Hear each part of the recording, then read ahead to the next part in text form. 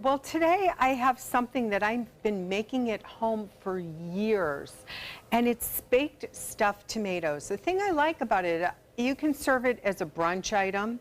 You can just serve it as a casserole if you don't want to stuff the tomatoes. And you can definitely serve it as a vegetarian option if you use vegetarian broth instead of chicken broth. Especially with Thanksgiving coming up, it's a nice opportunity to make somebody feel good about having something that's stuffed. So if anybody tells you you can't get good tomatoes this time of year in Florida, you can. I went to Yoder's Produce Market, and of course they're getting their tomatoes still from Michigan, Ohio, places like that, the last of the season before our tomatoes come in. So they're big, they're very tasteful, they're going to be juicy enough that we need that for the flavor. So stay with me throughout the hour, and we are going to cook up a special brunch item, but you can have it for lunch or dinner whenever you want it.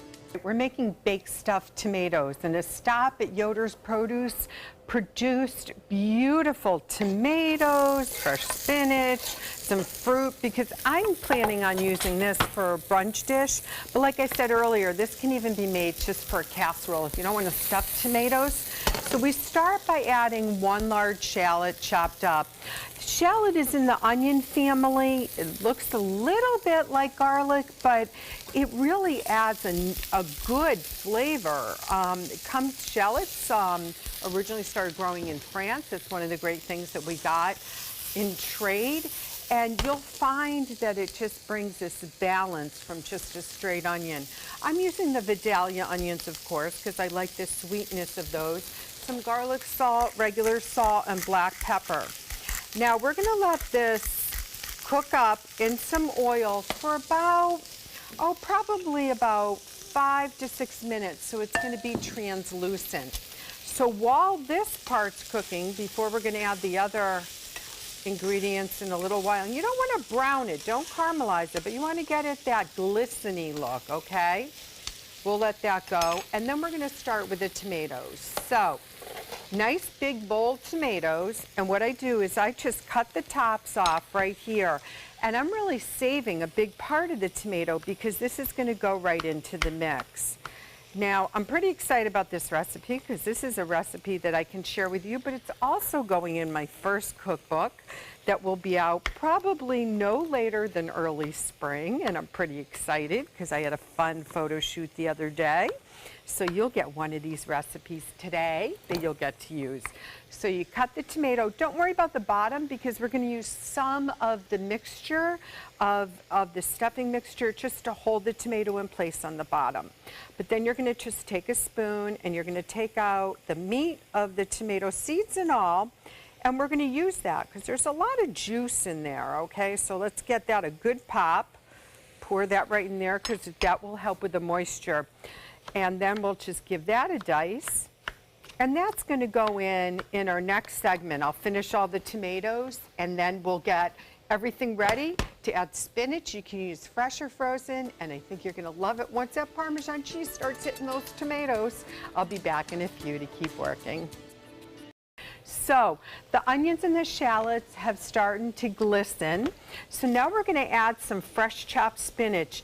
If you don't want to use fresh chopped spinach or you happen to have some frozen chopped spinach at home, that's fine. That's going to work great. Use it frozen because you're going to want that moisture. Just stick that frozen pack, take it out, and just stick it right in there. And as it starts to unthaw, it will blend in. But because I'm going to be using fresh spinach, I'm going to make sure I add some stock.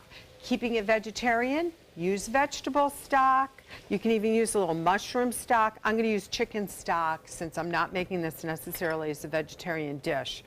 So we're going to let that cook down, bring up that heat a little bit.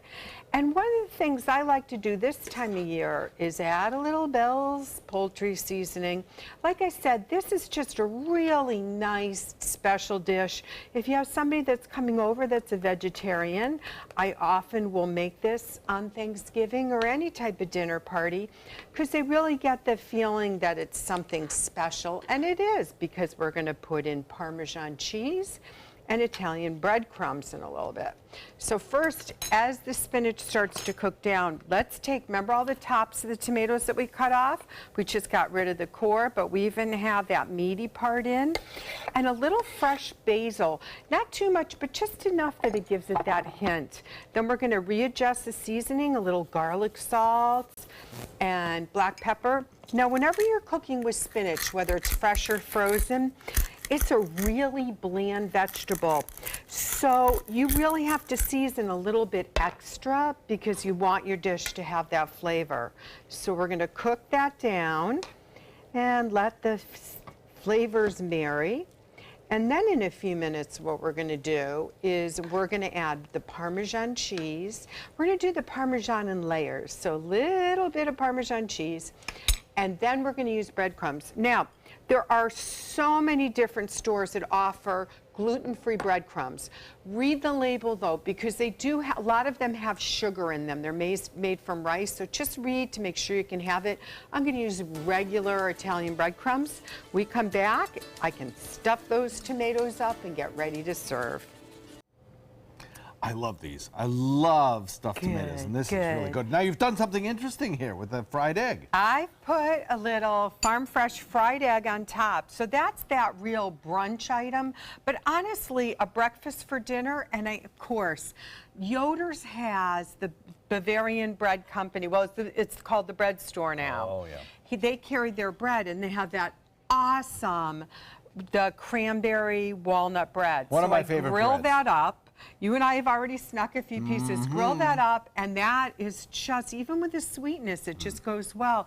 But the fried egg on top there, yes, you may. I won't say which number piece of bread this is either, but I think it just adds that dimension, right? But you can just serve it as stuffed tomatoes on Thanksgiving if you're having vegetarians, or just as an extra side dish.